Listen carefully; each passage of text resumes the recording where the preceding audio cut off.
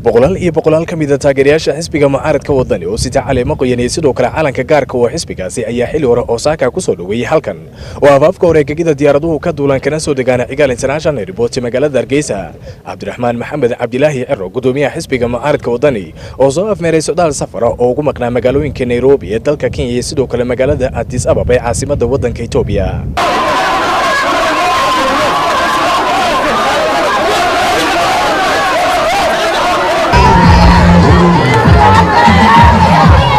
gudoomiyaha Ciro soo dhaweynta diiran ee halkan taageerayaashiisa ugu sameeyay Kasago waxa uu warfidiyeenka sharaxaad ka siiyay ujeedada socdaalkiisa ugu maqnaa wadamadaasi.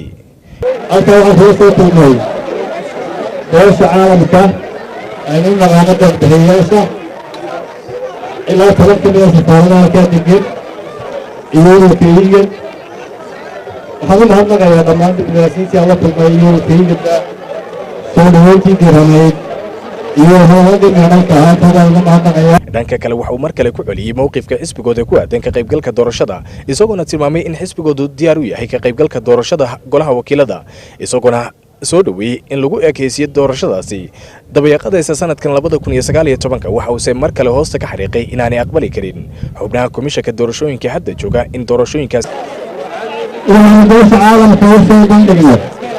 وأنا عطينا سيدنا الشعب كثير سنوات وعطينا الحزب الوطني يسيق رياش الديجانك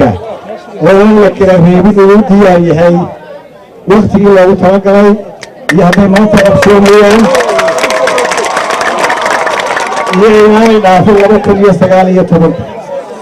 وأنا كنت بس عالم كأوبن دقنا وعطينا موقف في حزبها إنها يدرسوا فكريني كمشان أي كسرودي كمان نقدر ما أنت لو فعلني وضعني فكريني أي كمشان وكسرودي كمان نقدر درسوا كسر صنع لكن درسوا كهوية وهكذا قبطان مدحوين الرياله ما أنت تقول رجيني تقوليه salaada wuxuu yiri waxa kaga tagay dal midaysan iyo dad midaysan waxa maanta indhihiina hor taala oo cad ina labada muuse iyo kulmiyada loogu maray maanta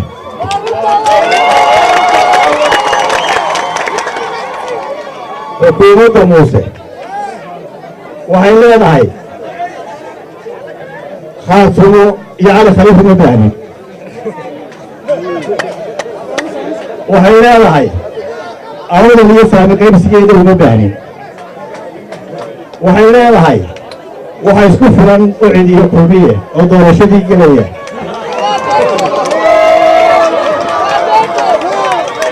وحي لها فاقين ياشا وطني يوطن بدنا ومباني عجيب سيمان لها غيرها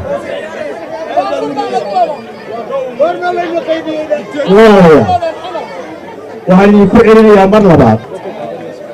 in Soomaaliland ay ku dhaqantay oo ku caanamaashay kala wadaag dastuurkeedu wuxuu ku salaysan yahay kala wadaag ma dhici karto in laba xisbi keliya ay tashadaan doorashada waddanka kama qaban karaan wadani la'aantii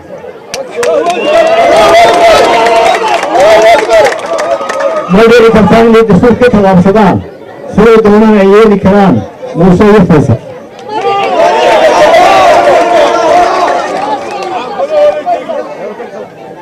وحوضني هاي دورشون وقبطه وهي الدياري هاي ولا تشده والدياري هاي ولا تشده هذا يسكت يعني كتشده شعبك انت ولا تشده ولا تشده سنك وانا سيد وين ان دورشون قبطته وكل يسقاليه ترف وأنا سوريين لكن وحنا دورينا إن كوميشن مضح بمان وعندها حسابته إلا السماوية ورشاء الدارات كل سنة حزب الديارية ورشاء تستطيع معها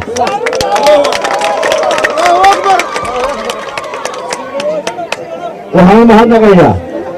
ضمان شعبك سومالي لين نبض شعل ee wadatashiga jecel baan u mahadnaqaya waxaan mahadnaqayaa dhammaan mas-uuliyiinta iyo madaxda xisbiga iyo taageerayaasha xisbiga wadani soo dhaweynta ballaaran ee halkan igu soo dhaweeyeen gudoomiye Ciro waxa uu dhanka kale hoos ka xariiqaysa markaana si adag u cambaariyay xadhiga abwaano ku xidhan xabsiyo ku yaal magaalada Hargeysa iyo deegaano ka mid ah Soomaaliland iyo sidoo kale siyaasiyiin uu tilmaamay inay qaarkood ka tirsan xisbiga mucaaradka wadani beesha caalamku waxay aad uga weerarsan tahay kutubashada iyo tacaddiga xuquuqul insaanka aad bay uga weerarsan tahay waanu cambaaraynaynaa oo si weyn u cambaaraynaynaa xadhigga abwaanada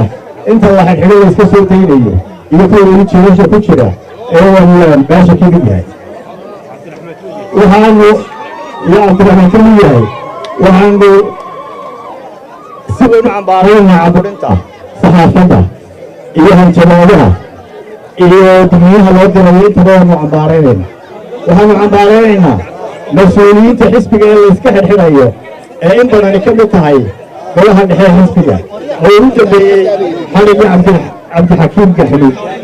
oo ka tirsan golaha dhexe waxaanu dhowaan soo bandhigi doonaa dhammaan dadka wadani mas-uuliyiinta ka ama taageerayaasha ka ah ee xidhxidhan ee jiilasha ku jira dhammaan saxaafaddaanu soo bandhigi doonaa dhowaan haddii ay ka dhig walaalayaal waxaynu u baahannahay inaynu ku soo noqonno dastuurka waxaynu u baahannahay inaynu dhaqanka Soomaaliya ku soo noqonno waxaa ka warqabteen xisbiga kulmiye 9 bilood baa la sugayey inuu xubin komishankaa soo magacaabo lama odhan kulmiye uma baahnin Soomaaliland waxay tiri kulmiye waynu u baahannahay ee hala doono dhaqanka Soomaaliland waa kaas Faysal Maxamed Aadan Faysal TV-ga Soomaali Cable Hargeysa